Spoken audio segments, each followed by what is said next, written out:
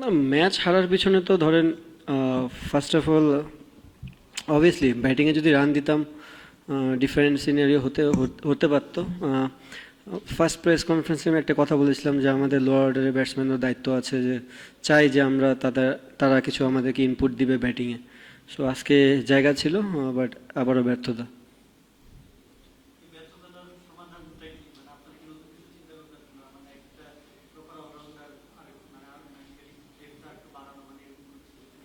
টি-টোয়েন্টিতে 5 bowler ছাড়া যাইতে পারবো না। এখন যদি 9 ব্যাটসম্যান নিয়ে যেতে 3 বোলার নিয়ে খেলা লাগবে। আপনার কাছে যদি সলিউশন থাকে দিতে পারেন আমাদেরকে।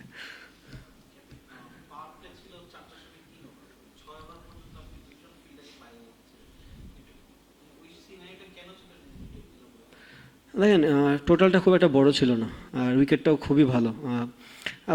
অ্যাটলিস্ট আমি এটা ধারণা করছিলাম যদি আরও 2টা উইকেট ওখান থেকে বের করে নিতে পারি, কারণ স্বাভাবিক বিষয় শরীফুল খুব ভালো বল করতেছিল। সো আরও যদি একটা উইকেট পড়তো, আন্ডার প্রেশারে তারা পড়লেও পড়তে পারতো।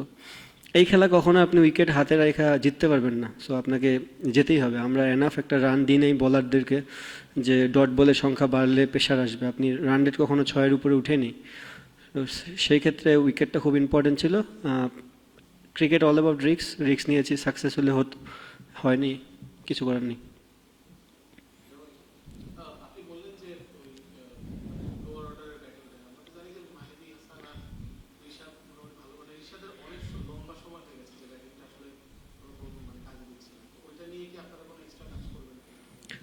না, অনেক দিন ধরেই করতেছে। আমাদের যারা ব্যাটিং কোচ আছে তাদের পিছনে সময় দিচ্ছে। অবভিয়াসলি আপনি তো একদিনে রাতারাতি চেঞ্জ হতে হবেও না, এবং এটা সম্ভবও না।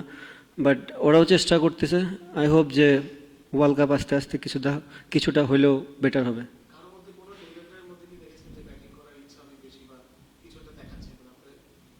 প্র্যাকটিসে না, সবাই চেষ্টা করতেছে। আপনারাও দেখবেন যে সবাই ব্যাটিং করে শেষ পর্যন্ত।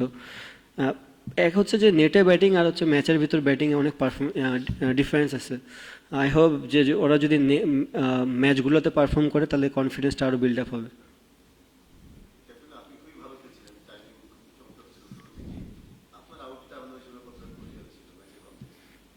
এমন একটা সিচুয়েশন ছিল, অবভিয়াসলি আমি আর হৃদয় যদি পার্টনারশিপটা আরও বড় হতো তাহলে খেলা ডিফারেন্ট হতো। But at the same time আপনার টি-টোয়েন্টি ফর্মেটে এরকম ব্রেক চলে আসা, আফটার লং টাইম ব্রেকের পর দেন একটা সাডেনলি ওভার দিয়ে দেওয়া, বাড়তি প্রেশার তো একটা থাকে যে আপনার অপোনেন্টকে একটা বিগ টোটাল দিতে হবে। আর অবভিয়াসলি আপনি হাই রিস্ক গেম খেলতে গেলে আউট হবেন। আহ, ওখান থেকে আর কিছু করার ছিল না। অবশ্যই যদি আমি যে শটটা খেলেছি ওটা যদি সাকসেস হতাম তাহলে হয়তো বা খেলাটা আরও ডিপ যেত।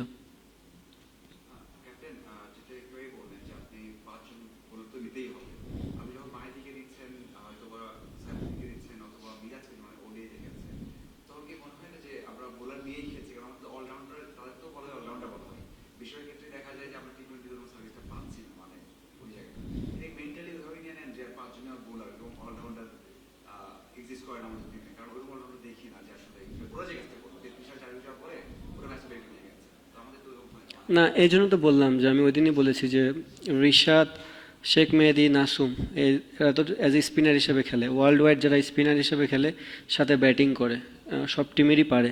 আর না হয় আপনাকে চায়নাম্যান হতে হবে, যেটা মিরাকেল কিছু যেমন থাকে। অনেক প্লেয়ার, অনেক টিমে প্লেয়ার থাকে না শুধু বোলিং হিসাবেই খেলে, বাট শেখ মেহেদী তো ব্যাটিং পারে। বাট ওই পারফরমেন্সটা আমরা দরকার ইন্টারন্যাশনাল ক্রিকেটে। Same goes to Nasum and Rishad.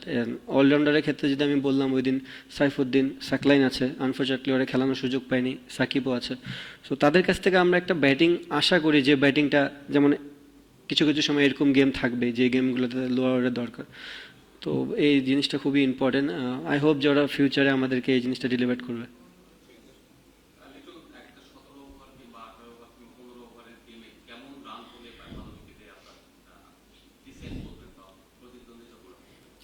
দেখেন, সিনারিও 2 রকম ছিল।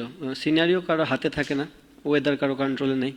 আমরা যখন ফার্স্টে খেলতে নেমেছি তখন উইকেটের বিহেভিয়ার একরকম ছিল, এবং 3 উইকেট হারানোর পর আমরা আর্লি ব্যাকফুটেও ছিলাম। ওখান থেকে একটা পার্টনারশিপ লাগতেছিল, তারপর আবার ব্রেকে চলে গেছি। তো আপনি যখন 15 ওভারে খেলায় দুইভাবে ব্যাটিং করবেন, কারণ আপনি জানেন আপনার টিমের স্ট্রেংথই হচ্ছে 6 ব্যাটসম্যান। সো আপনি চাইলেও খুব একটা বড় নিতে পারবেন না। অপোনেন্ট দিকে যদি দেখেন, তারা জানে যে তাদের হাতে একটা স্মল টোটাল আছে এবং খেলায় কোনো ব্রেক নাই, 15 ওভারই খেলবে। অ্যান্ড আই হোপ যে আপনিও বুঝবেন যে যখন বল ভিজে যায় তখন ব্যাটিং করাটা কত ইজি হয়ে যায়। তো খুবই ডিফিকাল্ট ছিল যে রান আমরা করেছি, এই রানে আটকে রাখা, কারণ মিডল ওভারে আপনার ডট বল দরকার, উইকেট দরকার। তো উইকেট ভালো হলে এই জিনিসগুলো খুব একটা হয় না।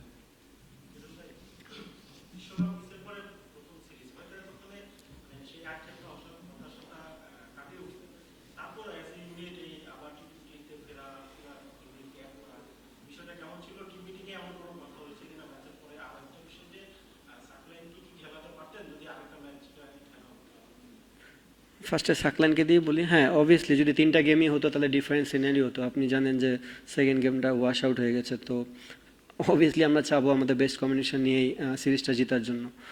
আর আরেকটা যেটা বললেন আক্ষেপ বা, নাই নাই, এটা এটা এটা আর নেই। আপনিও ছেড়ে দেন, ওটা আমরা ছেড়ে দিয়েছি, আপনি যত ছাড়বেন তাড়াতাড়ি খুবই ভালো।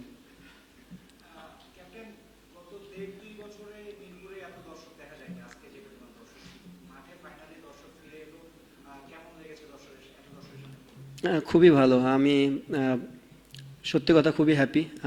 মনে হয়েছে যে আবার আমাদের দর্শকরা আমাদেরকে সাপোর্ট করতেছে। দেখেন, হোম ক্রাউডে হোম যদি সাপোর্ট করে একটা আলাদা বেনিফিট থাকেই। আমি আশা করব যে দর্শকরা আবার আসবে মাঠে খেলার আমাদেরকে, কারণ দর্শক হচ্ছে একটা প্রাণ। তারা যদি আমাদেরকে সাপোর্ট করে, আমরা আমাদের খেলার জন্য জিনিসটা ইজি হয়ে যায় অনেকটা।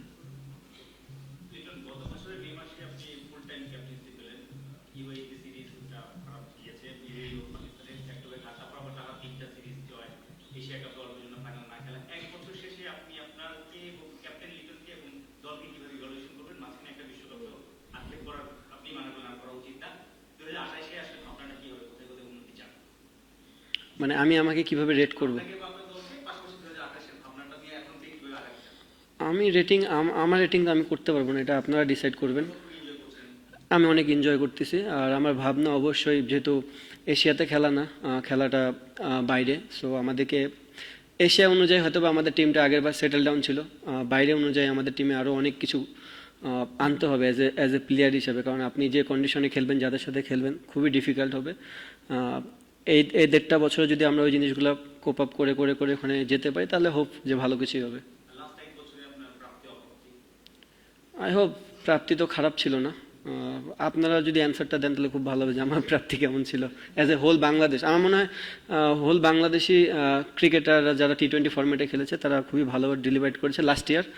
অবভিয়াসলি চ্যালেঞ্জ হচ্ছে যে এই বছরটা আমরা কিভাবে দিতে পারতেছি, বিকজ এই বছরে আরও 6টা গেম আছে এবং ভালো টিমের সাথে আছে।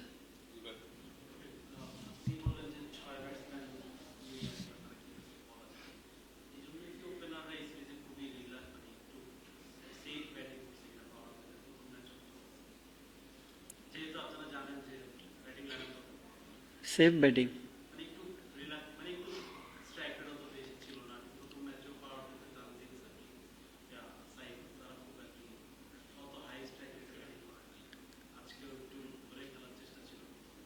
ধরে খেলা থাকলে তো আউটই হতো না।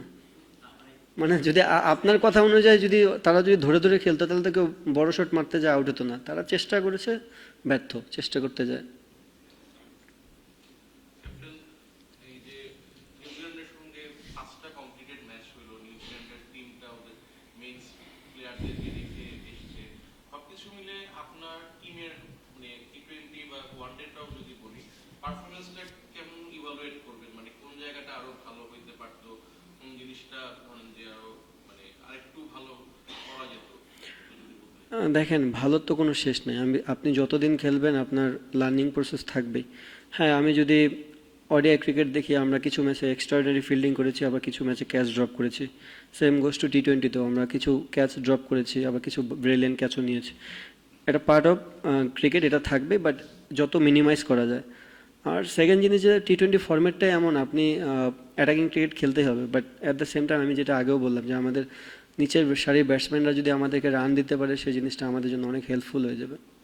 সো যে জিনিসটাই হচ্ছে একটা, যে 2টা সিরিজে আপনারা দেখবেন যে আমাদের 5-6টা উইকেট চলে যাওয়ার পর আমরা শেষের দিকে ব্যাটিংয়ে রান পাইনি।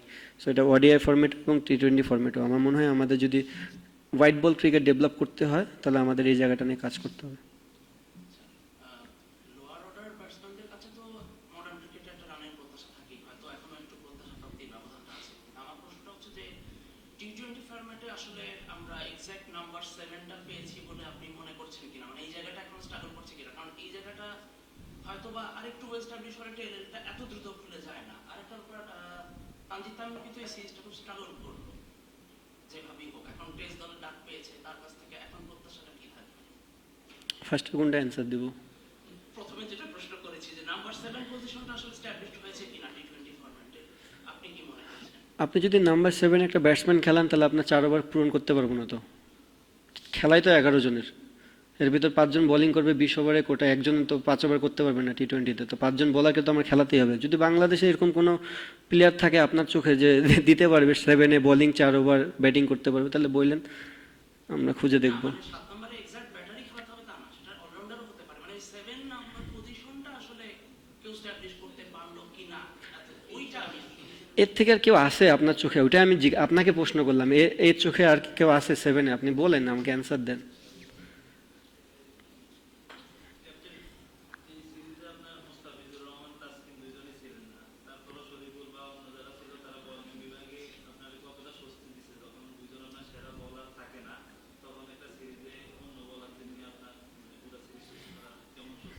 না, খুবই ভালো। আমার মনে হয় সবসময় আপনার সিনিয়র প্লেয়াররাই যে টিমে থাকবে জিনিসটা তা না। আমি আগেও বলেছি যে তাসকিন এবং ফিজ বিগ অ্যাসেট বাংলাদেশের জন্য, but some point of time আপনাকে যারা নতুন প্লেয়ার তাদেরকেও গ্রো আপ করতে হবে। আমার মনে হয় আজকের ম্যাচটা টোটালি ডিফারেন্ট সিনারিও ছিল, রিপনের জন্য চ্যালেঞ্জিং ছিল। সাইফুদ্দিনও অনেক দিন পরে আসছে, তো আপনার এই প্লেয়ারগুলোকে আমরা যত গেম টাইম দিতে পারবো তাদের জন্য ডেফিনেটলি ইনার ফিউচারে বাংলাদেশ অনেক লাভবান হবে এদের কাছ থেকে।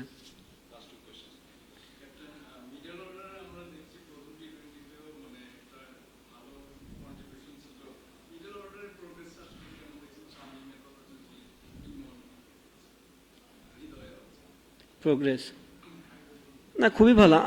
আমি তো বললাম আমার যে 6টা ব্যাটসম্যান রেগুলার খেলে তারা খুবই ভালো শেপে আছে, এবং টি-20তে আপনাকে এটা অ্যাকসেপ্ট করে নিতে হবে। আর টোটালি আজকের দিনের গেমটা তো টোটালি ডিফারেন্ট, এটা আপনাকে অ্যাকসেপ্ট করতেই হবে যে প্রতিদিন যায় আপনি ফার্স্ট বল থেকে মারতে পারবেন না, 2-1টা ব্যাটসম্যান এখানে ফেলিয়ার হবে। খুব ভালো জিনিস ছিল যে আমার আর হৃদয়ের খেলাটা, যদি খেলাটা পুরা হতো তাহলে হয়তো বা ডিফারেন্ট সিনারি হতো, কারণ আপনি জানেন টি-20 ফর্মেটে অলদো খেলে 11 জন, বাট পারফর্ম করে 2 জন বলার 2 জন ব্যাটসম্যানই। তো আপনি তাদের ইনিংস দেখলেও দেখবেন যে 2 জন ব্যাটসম্যানই খেলেছে। সো যদি ব্রেকটা না হতো, আমি যদি ওখান থেকে ক্যাশ আপ করে 60-70 রান করতে পারতাম তাহলে ডিফারেন্ট স্টোরি হলেও হতে পারতো, বাট এটাই আর কি। আর আমার কাছে মনে হয় না আমাদের যে 6 ব্যাটসম্যান খেলতেছে তাদের নিয়ে কোনো জিনিস আছে, প্রবলেম আছে, but at the same time যারা রিশাদ এবং শেখ মেহেদি, ইনফ্যাক্ট সাকিব বা সাইফুদ্দিন যারাই খেলে না, তাদের কাছ থেকে আমরা একটু ব্যাটিং আশা করি।